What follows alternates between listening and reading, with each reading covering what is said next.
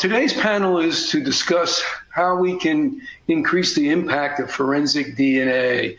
We've been enjoying the field of forensic DNA for about 35 years now, and it has matured to a point where it's so sensitive that even the smallest amount of DNA can be identified with a high discrimination power with only a few, if not one individual, can be the contributor of the evidence. We have databases in many countries today that help solve future crime. We have challenges of more complex profiles. We have greater demand of work, and we have new technologies that we are considering to help us do a better job.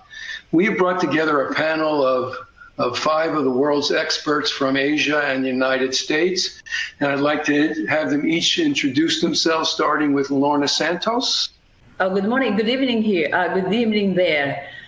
Anyway, it's my pleasure to be here. I am Police Lieutenant Colonel Lorna Santos, a DNA examiner from the Philippine National Police, and currently the officer in charge of the DNA Laboratory Division of the Crime Lab. Well, just a brief introduction of where I am. Our laboratory was established in 2000, and we started enhancing its capability in 2012. And then in 2014, we acquired the CODIS, or the Combined DNA Index System of the FBI. Now, our laboratory is handling criminal cases. We also cater sometimes for paternity cases. But one of the main cases that we are handling is the mass disaster identification. And of course, we have a fair share of terrorist-related cases.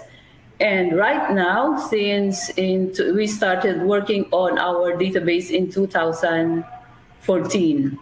So we are working on this progress, and we are looking forward to maximize the potential of the DNA database in criminal investigation. So thank you for this opportunity. Thank you, Lorna. Portia, could you introduce yourself? Hi, I'm Portia Loh. I'm the Acting Director of the Forensic Center of Expertise in the Home Team Science and Technology Agency, or HTX for short. I have a colleague with me today, Simon, and I'll leave him to introduce himself. Essentially, HTX is quite a newly formed statutory board in the Ministry of Home Affairs that was established to try and bring science and technology best to the front lines to our operational stakeholders. So within HTX, forensics is definitely one of the key scientific domains for us. And our role is really to be able to provide scientific expertise and also bring technological solutions to our law enforcement agencies. So under our ministry, we have under our umbrella Singapore Police Force, Civil Defence, Immigration Checkpoints Authority, as well as drug enforcement folks as well. Thank you. Thank you, Portia. Simon? Hi, good morning, everybody. My name is Simon. I am from Singapore. I think Portia have introduced where I came from, but the laboratory that I'm heading, I'm the head of HTIL, which is the Home Team Investigative Laboratory. Our lab uses DNA to provide investigative leads for crime scene officers, for investigative officers, for them to solve cases. So that's essentially what we do. Thank you, Simon. Jeanette, could you introduce yourself, please? Good day, everybody, whatever time it is where you are. My name is Jeanette Wallen, and I work for the California Department of Justice DNA Laboratory in the Bay Area of California. I have worked there since 1999, primarily doing casework and method development validations. I'm currently the Criminalist Supervisor of the Method Development Group. In our laboratory, we have the State Offender Database. We also have the State Missing Persons DNA Program, and we have criminal casework in our laboratory and 6 other of our 11 labs that are scattered across the state. Thank you. Do you have anything else to say? I was just thinking others had talked about their database. Ours started in 1990. Our lab started in 1989. So our database system is about 30 years old now. And that's about it. That's great. Thank you, Jeanette.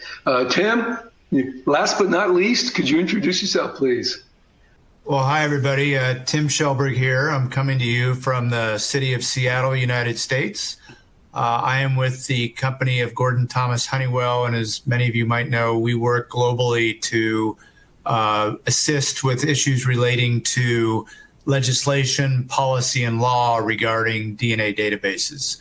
So we've had the pleasure to work in probably over the last 20 years in most of the 59 countries that have set up DNA database programs, and very happy to be part of today's panel. Thank you. All right, thank you, Tim. So we have, as you can see, a wide range of expertise from everything from databases to casework and to advanced technologies. So I'd like to start off with DNA databases and how we can make them more effective. So first would be, what were the biggest challenges that any of you encountered in developing a national DNA database system, and how did you overcome those challenges? Nobody wants to answer that question? Well, I'm going to volunteer Lorna, because I know that Lorna is the newest DNA database in the region, and maybe she can talk about how she moved that forward. Okay, thank you, Tim. Our database is still a work in progress. So for biggest challenges, it is, of course, the legislation part in our case, because up to now, we don't have the DNA legislation in the Philippines. But what we are working on now is more on public awareness and putting it forward to the legislator for their sponsorship. So the PNP is working on this one, and it is good to note that DNA bill is one of the priority agenda of the Philippine National Police. So in case of, for those challenges, we are in the midst of it, but this is the point the key point wherein we cannot move forward the way we want it if we don't have the legislation. But of course, there are some other aspects of this that we could use, because we don't have legislation, but we are using the DNA for our casework, but to a limited degree. So, thank you. So, I guess to go a little further on, there are a lot of countries that have databases and countries that are contemplating having databases, and establishing a database needs some sustainability, because you can do the work, but if you don't have the support from the government or from the public, it may not work. Have any of you encountered the challenges or overcome those to ensure that you have a database that's sufficient to meet the needs of the task of typing offenders or arrestees or putting evidence in there? Tim, do you want to address that from your experience of looking at a lot of? I think, Bruce, I didn't quite understand you cut off for a second there. Can you repeat the last part? Sure. It's about how we can develop a program that's sustainable. Having a database but not having the support from the government and or the public and the resources can make this very difficult. And what may be some mechanisms to raise awareness or get more support? So I think, particularly in the region where we are today, I think that to have sustainability, what needs to happen is that a lot of times the upper levels of government are very unaware of how forensic DNA works, how the databases operate, and therefore you have people like Lorna and the folks from Singapore with us tonight developing these great database programs, but the upper levels that provide the budget may not be aware of the value. So I think one of the keys is to make sure that they're working at public awareness to bring the value of the database program to solve crime, find missing people and exonerate the innocent. to those upper level folks so they can start getting the funding figured out and plan for the future. So a lot of times, things as simple as putting on these seminars in your various countries, doing public outreach, those seem to go a long way in setting up the budgets for you to keep the personnel you need and the equipment and the consumables to develop your database. Yeah, thank you, Tim. I would also add that metrics that can be quite useful besides the typical things of how many samples are in the database or hits, what are the success stories and how they could be cost effective. Solving future crime can reduce those who are recidivists from committing crimes on the next victim who may not become a victim if they are caught earlier in the process. So those can be quite helpful. Let's move on to the technology side, ways that we can improve these the types of samples we see today, because 30 years ago, DNA typing was very different than it is today. And the kinds of samples we have were far less complex that we could analyze. Today, they're very complex. So there are new technologies such as massively parallel sequencing, rapid DNA, and other analytical processes to work on degraded samples. So have any of you been tackling massively parallel sequencing to address your needs? Jeanette? Yeah, so our facility has been over the last few years looking at massive parallel sequencing. We've recently implemented a mitochondrial DNA sequencing kit in our missing persons DNA program. They just went live in February with that, and so we are no longer doing Sanger sequencing. We are now secondarily working on implementing MPS also within the missing persons program for nuclear DNA testing to pair with the mito approach. That's a little bit slower going because there are so many things to still sort out with this technology. The mito approach was much more simple, and the missing persons application is a nice place to start with something like that. We are also actually looking now at rapid DNA and really considering that also within the missing persons program, particularly for disaster victim identification at sites. You may have heard over the last few years, we've had quite a few horrendous fires in California. And so we would like to be able to respond with rapid technology to those types of events. And so we are pushing along with that currently in our research group. Thank you. Singapore has always been very innovative in these kind of technologies. So Portia, have you been looking at these advanced technologies to address some of your challenges? Yeah, so with rapid, definitely we've heard lots of good success stories in other countries, particularly in areas with, I think, very large geographical swathes. But honestly, we're still struggling to find meaningful ways of trying to introduce it in that would really truly value add to operations. I mean, cognitively, we're aware of the apparent advantages of rapid. It allows us to bring science right to the field. It can potentially solve crimes better. And the swab-in profile out notion becomes even more appealing when you can apply it to, as Jeanette mentioned, major disasters or incidents, since time is really of the essence in order to bring better closure to families. However, having said that, while it's a good technology, it's not a silver bullet, similar to a lot of other good technologies. I think the value that it would bring would really depend on your context, on your jurisdiction's geography, and obviously the laws and regulations.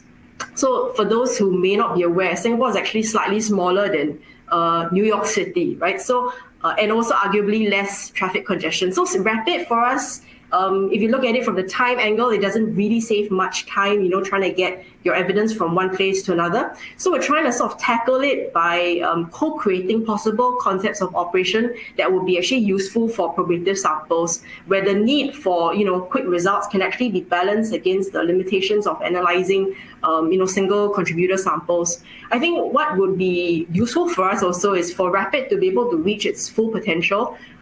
We would actually like to work with the developers of RAPID technology to be able to better handle interpretation of complex mixtures, definitely low template DNA, to enhance its usability. So for us, I think that would really be able to help us push the adoption rate to higher levels. Yeah. Thank you. Along the same lines, you mentioned both you and Jeanette on technologies and different ways to use it. Because these technologies sometimes bring out new information, new genetic information that we've not had to think about beforehand, such as coding regions or SNPs and things of that nature. Are there any legal implications or limitations that are considered in any of your countries with these new technologies that make it an additional challenge, or that's not a problem at all? I think in the U.S., we're treading carefully in making these changes. The public trusts that we are not generating data that is diagnostic in any way.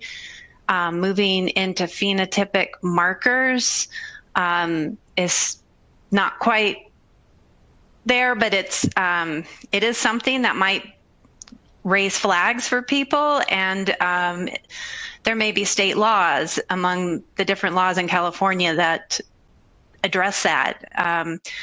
We have a little bit of a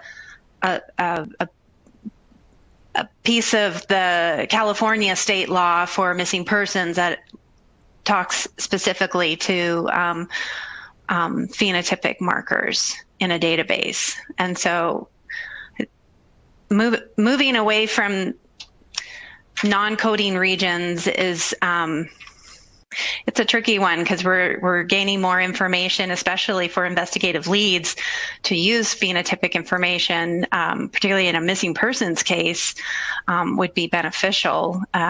So I think that it's to be determined as we slowly move forward. Certainly with CODIS in the United States, they've recently, last summer, accepted the use of the Precision ID kit with the S5, but only for the coding region. So the remaining information will need to be retained internally within laboratory systems.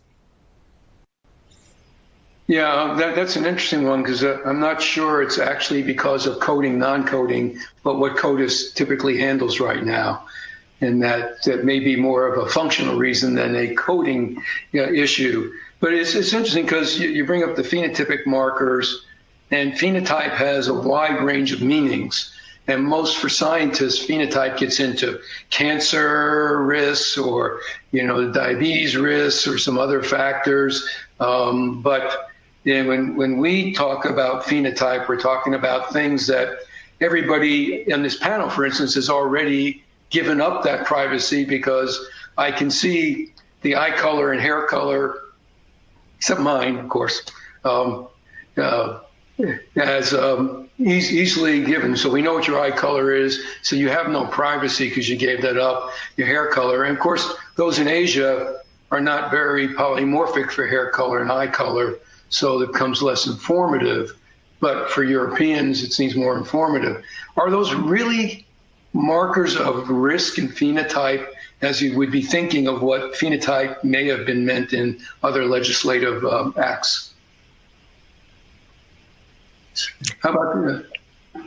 Yeah, in California, when that law was written, it was 20 years ago. So things have really changed, and we've actually tried to amend it a few times, and we will try again.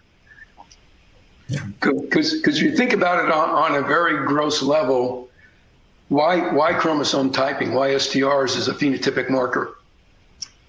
But apparently men don't have the same rights of that as others, or actually they commit more crimes than anybody else as well. This is true. So that does open up an issue of where does phenotype draw the line and where is it considered okay? And I still think there's a long way to go in that area. Are any of the other countries looking at phenotype? So Bruce, we, as far as the legal structure goes, we've not seen many, if any, countries really go deep into regulating that through legislation.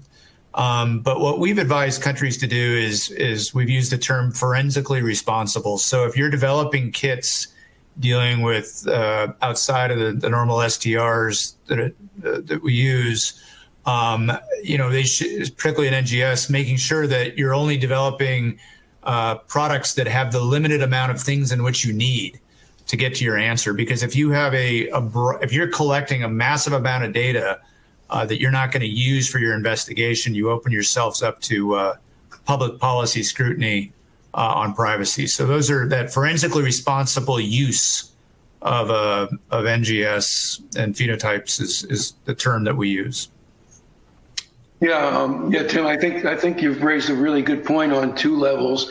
One is we tend to see these other markers, phenotypic markers, become more of a concern if they're being placed into databases. But if they're being done one-off on a case, there seems to be less concern. Has anybody experienced that as the challenge, that if you just had a case and you needed to find a lead, that there's less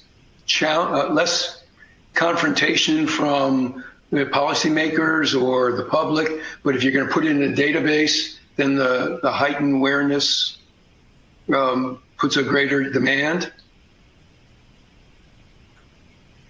Well, anyway, I throw that out there since no one wants to answer that question, but I'll open up another one. I can make just a quick comment about it. In the United States, it seems that when people want to go that direction, they are outsourcing that evidence to private companies like Parabon, and then it is used in an investigative lead format. And so I think it doesn't end up in the courts because of that. Well, and it doesn't get much legal scrutiny. I think there's actually been a case now where the data have been used in a court case in the U.S., and that, so it's just starting, I think, in that sense. But it does bring up a conflict that Tim raised in that he just said forensically responsible. Markers don't do a lot of that other information, but when you're doing this genetic genealogy, you're actually typing the entire genome or close to that, depending on the approach. So now you have all this other extra information. Does that pose a concern? I've got the feeling what is in the U.S., but would that be a concern in Singapore or the Philippines if we start typing the entire genome and either a private organization or the government uses that information? Well, I think for cases like here in the Philippines, if we talk about phenotypic markers, color of hair, eyes, then that would mean it would be forensically not so informative for us.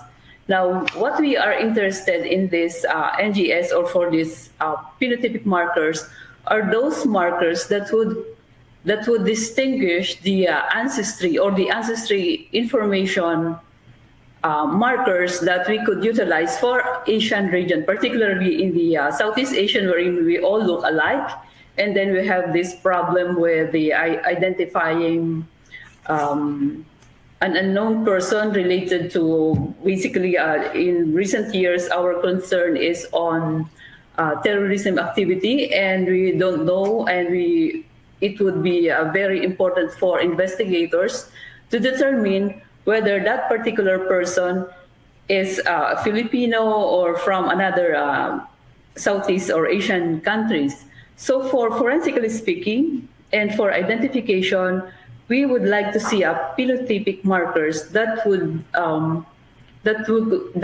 could effectively make a distinction between a very not so different not so different people, like unlike, let's say, okay, I am Filipino, Bruce is Caucasian, so definitely if we have markers that could distinguish that, okay, that would be interesting. But for Filipinos, I think all of us have black hair, and all of us have the same color of skin. So yeah, it's more of the ancestry aspect of the markers that we are looking into. But it's more of for investigative lead. Thank you so much. Along those lines, we know we've talked about new technologies, and of course that's one part of it. But the standards, the guidelines keep changing and updating, and the requirements are there. There are new demands in criminal investigations that also bring challenges to us.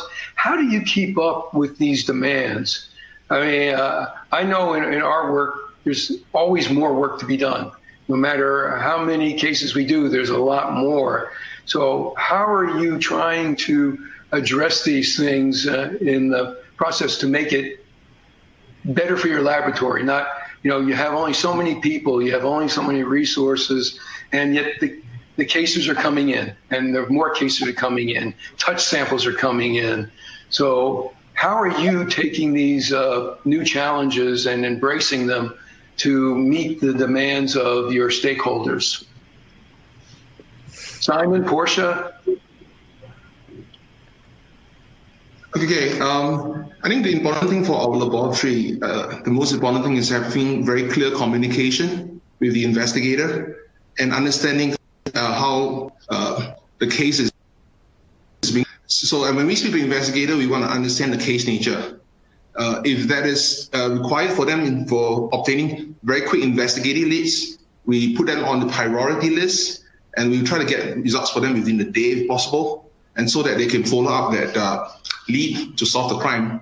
But we communicate with the investigator to realize that it's not of utmost important. We would then not prioritize that case and put it in our routine case analysis. So that's how we go about. So the important thing is still about communication with the investigator and understanding the case nature and making priorities based on what they communicate to us.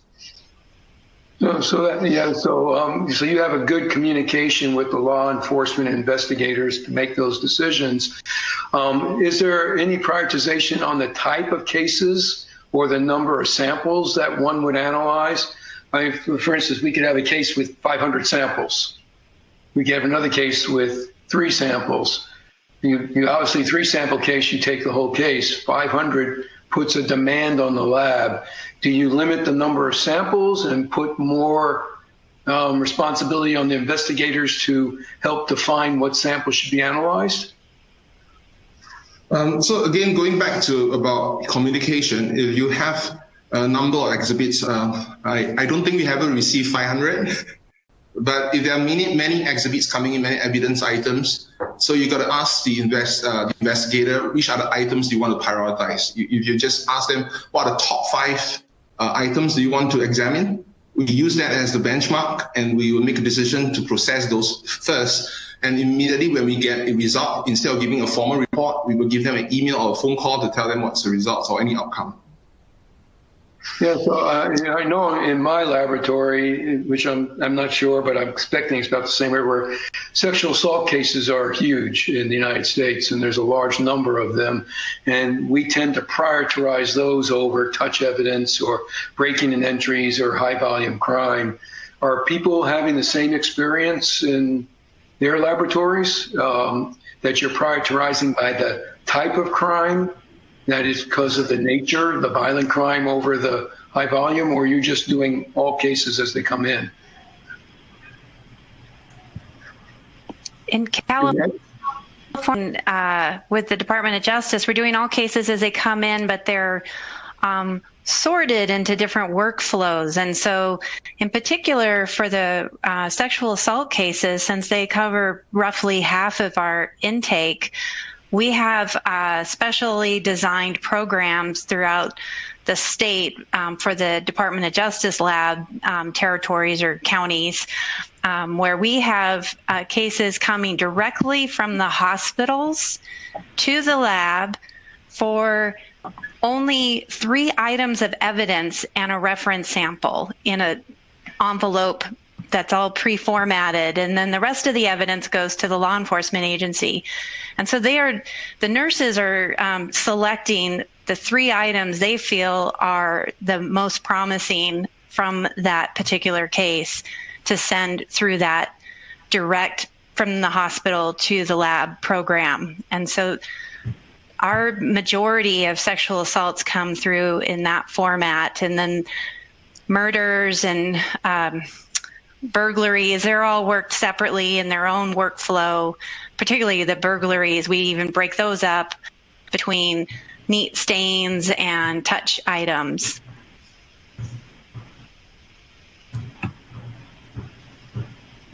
Well, in our case, we prioritize. We analyze specimen as they come in, just like what Jeanette said. But for our cases, we do not limit the number of sample that we examine. Although we talk to the investigators. Let's say they gave us so many specimen or so many evidences, and then them and point out or ask them which are their priorities. Now it's prioritizing in their case what is the most probative evidence in that particular case. Now for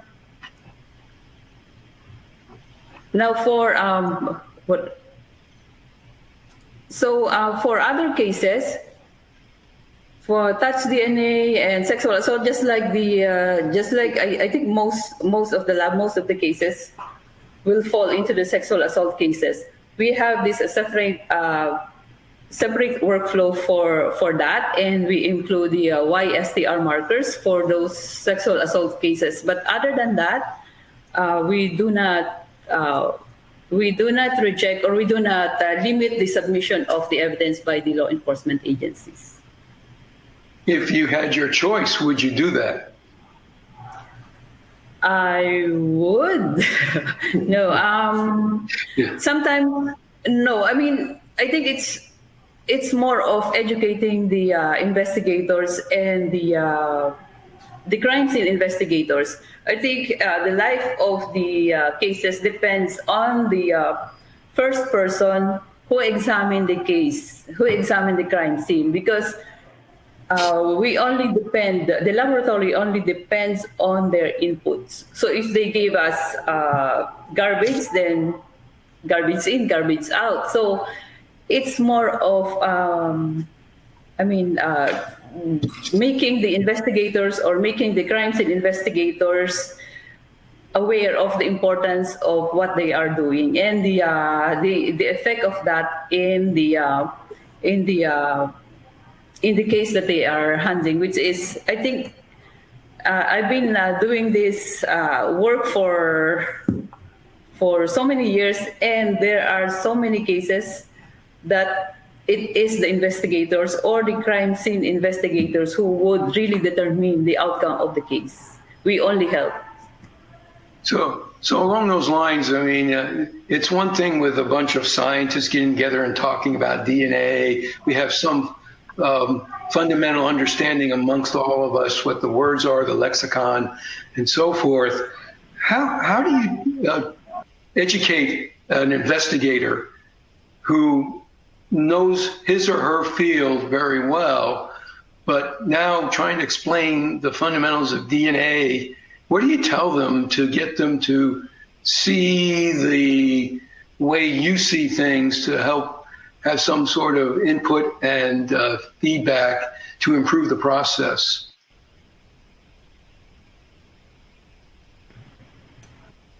Well, it's not easy because, we have a very limited number of people working in the lab.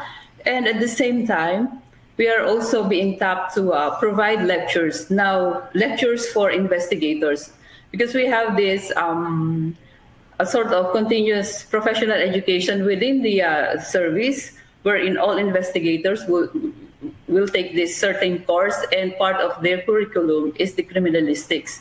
That's the time we inject the idea of the importance of the criminalistics, or let's say the DNA, in their investigation.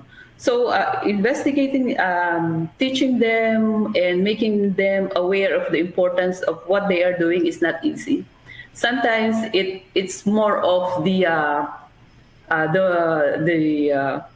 commitment of a person. So it's a little complicated thing for me. Sure.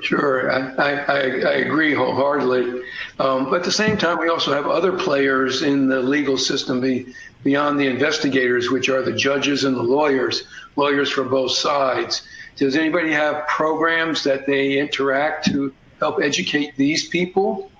And what are the challenges that you see communicating with the lawyers, for instance, other than the fact they're lawyers? That's supposed to be a joke. I got it. Yeah, you're supposed to. No, I mean, on a communication level, there's some challenge. So let's take the United States system. It's an adversarial system where the two sides actually sort of attack each other or argue with the truth. Hopefully the truth emerges. So there is a reluctance sometimes to share information with the defense side from a laboratory, because then the defense may use it to attack the scientist. Or the other approach, which is the one I'm an advocate of, you tell everybody everything and just let it fall where it may. So we find some reluctance in the education process. Just wondering, maybe, Portia, do you train or talk with the prosecutors and judges, and what kind of relationship do you see the communication or the challenges? Yeah, actually, I mean, now given that we are mainly using STR technology, I don't think we've had a need to sort of revisit that conversation with the judicial system, with the courts, with prosecution, or maybe even defense. But if really there's a need to, and earlier we were talking about moving into non-STR based methods, then definitely we need to actually thoroughly engage them and, I guess, short of a better word, educate them on what the technology can do, its limitations, and to really do so in a way that can be easily understood. But just coming back to the part where we were talking earlier about, moving into ancestry prediction, phenotypic prediction, I find that, I guess, most, and I'm talking about investigation officers today, they're not always necessarily au fait with the potential of these new methods. And so when they submit samples, they may not actually be asking them the right questions or requesting for the type of analysis that can yield them the most valuable information. And the reason why I say this is because the laboratory that we run, most oftentimes we actually receive a lot of touch samples. And so it becomes really crucial when the nature of evidence that we are dealing with is falling in that realm. And so the examples of methods that are not commonly used, but we are slowly trying to adopt them, short of implementing it fully, are things like ancestry, hopefully also moving into things like facial morphology and definitely age estimation. So these are all, for us, very useful investigative leads that in the event that you cannot actually yield a match in a database, we think it would still be useful for our IOs. What I'd like to do is maybe revisit something and address this to Tim, because he's had a lot of experience in the area. Obviously, these databases provide a lot of success, because when we don't have a suspect, this gives us a chance to identify the donor of a sample. What are the best ways to improve the success rate of databases? And after what are those, what are the legislative challenges or legal challenges to be able to take advantage of those best ways? Sure. Well, I'll, obviously the big answer is the hit rate, right? So how often, when you have a serious crime, such as a stranger rape, homicide, and you don't have any evidence, and you want to take the DNA from that crime scene and put it in your database and see if you get a match, how often does that hit? So what is the hit rate? And high hit rates that we see, obviously United Kingdom and New Zealand are known to be the highest, have hit rates that hover somewhere between 60 and 70%. Then you'll have countries that will, like the country of Chile, that only takes, and the reason the hit rate, let me back up, the reason the hit rate of those countries I just mentioned are so high, because they take DNA from everybody, not just convicted, but everybody arrested. But a country like Chile, which only takes people that are convicted of only seriously violent crimes, their hit rate falls below 10%. So if you really want to solve crime with your DNA database of unknown suspects, you got to put more people into your database. And what policymakers around the world have seemed to have agreed on is that anybody convicted of most crimes, that seems to be okay for everybody. And that will get you a hit rate over time of somewhere 30 to 45%. But to go to that next level where you're getting the hit rates up towards 60, 70%, you have to do the arrestees. And that raises debate. And the debate is on privacy. Is people that shouldn't be arrested or convicted of a crime, should they go into these databases? I tend to explain to policymakers that it's like a fingerprint. And if you can take that DNA sample and or that profile and get rid of the biological sample, it becomes more like a fingerprint, because governments get worried about people looking at that biological sample, that being in the possession of government. So I think the privacy issues to allow more people to go up into the arrestee category, I think we need to take privacy protections such as destroying the biological sample, because that makes members of parliament, members of your Congress much more comfortable from taking to that second category of arrestee, which really does drive your hit rate and solves more crime. Great. So again, more cases, types of cases, criminals, arrestees, and that would improve the process substantially, make it more cost effective. Absolutely. I mean, there's actually studies out there showing that, the more you increase your database, the much more money a government can save because of the time wasted on investigations and things where you could basically identify your suspects with one simple test. Have any of the other panelists had to create such metrics to show the cost benefit of your databases?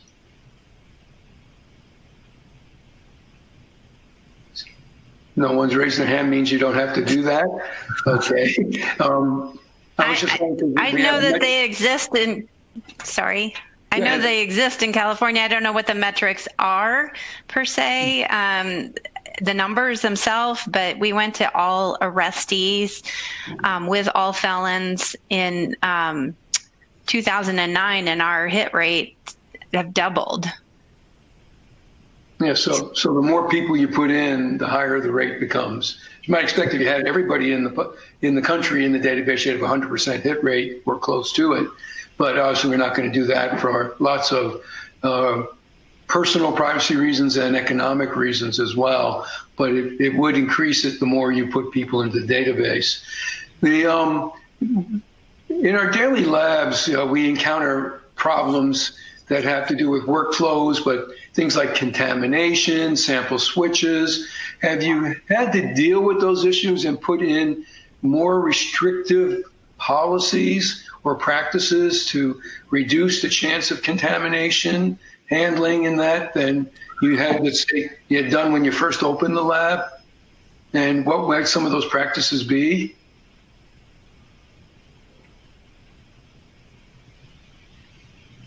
I think one key thing that laboratory should be doing is implementing robotics, because there are far fewer mistakes as a result of robotics. Of course, you can have contamination issues related to those, but there are ways to solve that.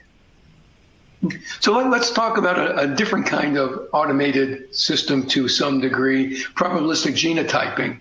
So for many years, we've used a binary system. I was involved in all that binary system development to interpret your evidence. Once you had the evidence and you evaluated it, eventually you compared it to some sample and came to conclusions of inclusion, inconclusive, or uninformative, or exclusion. And now we have tools that can enhance your capabilities to interpret the evidence. Has anybody in Asia, Singapore or Philippines, looked at these tools yet? Or better yet, are you considering looking at these tools? Now, yes, we are considering that probabilistic genotyping, all those programs that we could employ and help us in interpreting the data. But for now, yes, we are considering that. But the interpretation of the data tends to favor the suspect. So I think our leaning is more on this conservative interpretation of data. So I'm trying to, so what do you mean that the interpretation tends to favor the suspect? Do you mean it just gives more powerful? I mean, no. I mean, for probabilistic genotyping, that would aid us in deconvoluting mixtures, which is a common problem for DNA laboratory. And if we have, if we could deconvolute a complex mixture, then that would mean more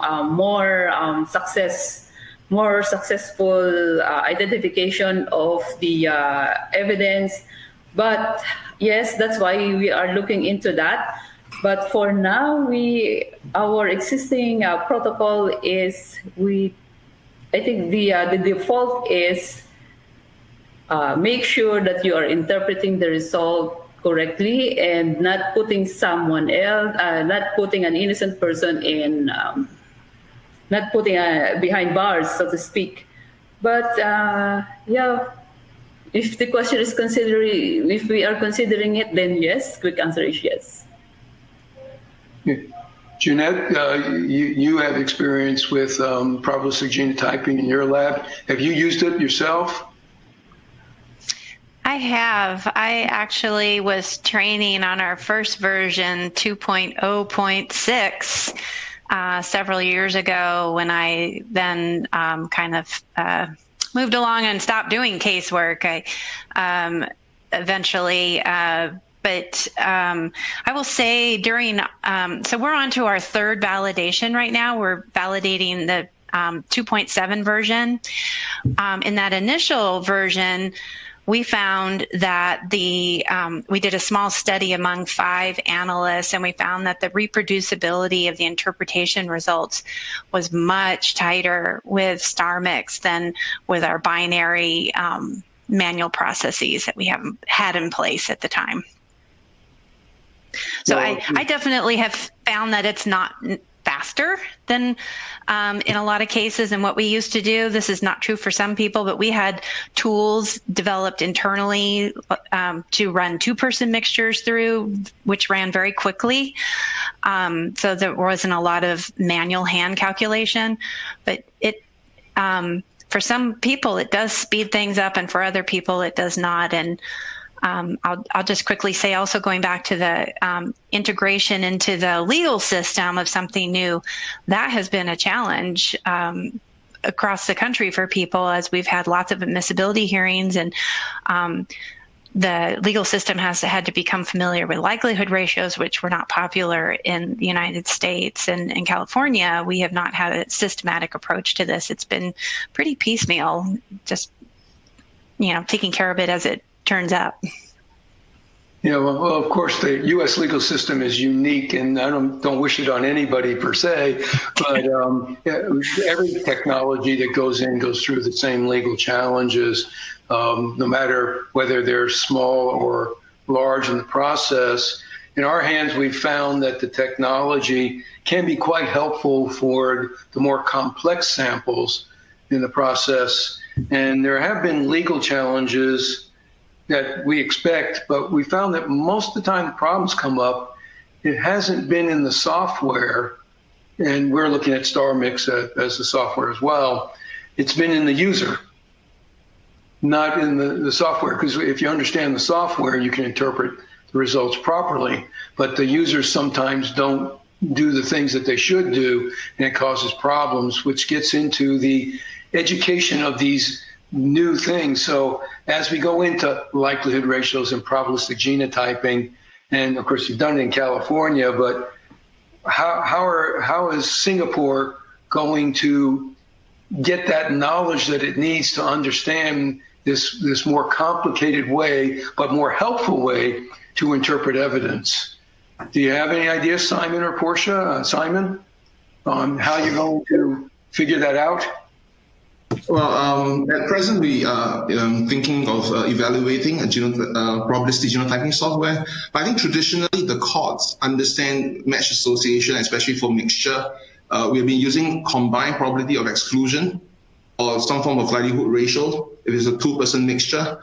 So moving on to software, I think the challenge for us is really understanding the logarithm that goes behind it and how do we calculate all the statistics. So going to the court, if you don't quite understand how the software works at the background or a logarithm, and sometimes it gets very complicated, to communicate that to the lawyers, to the judges, it's going to be a huge challenge. So I think education is one thing, but letting the user, because we are not statisticians by training, we are not experts in it, and sometimes we have to be very dependent on a software company in what they could reveal. Some of the logarithm are proprietary, so the extent they could tell us, and even the extent we can understand, is going to give us a huge challenge. So by just accepting what the software does and just going to court, and if the court asks more questions regarding the software, we may be stumped. So I think this is a huge challenge for us to overcome. Yeah, you do bring up a point there. There's two types of software, the proprietary, and which you get from the commercial companies, and the open source. If you have your choice, which would you prefer? I would think open source would be a better approach because I think there's more transparency. So even the court can scrutinize if there's a good software, it's good a logarithm being used. So I think that will be more apparent, that will be a better way to go forward. Could it be, I mean, one of the concerns we have with the open source is that the quality of the software may not be as good or validated as the commercial software in theory? Could that be a limitation for the legal system? Concerns? I mean, right now we are in the phase of evaluation, so it's hard for me to really give a verdict on this. So until we get more experience with the software, then I think I will be able to give a better take on this. Yeah, I really want to thank all of you for all that you've done and provided to get people to see the kinds of challenges and that there are ways to improve what we do and make our tools better to help serve society. So I want to thank all of you and B and Thermo Fisher for putting on this virtual symposium, and hopefully we'll have more in the near future. Thank you.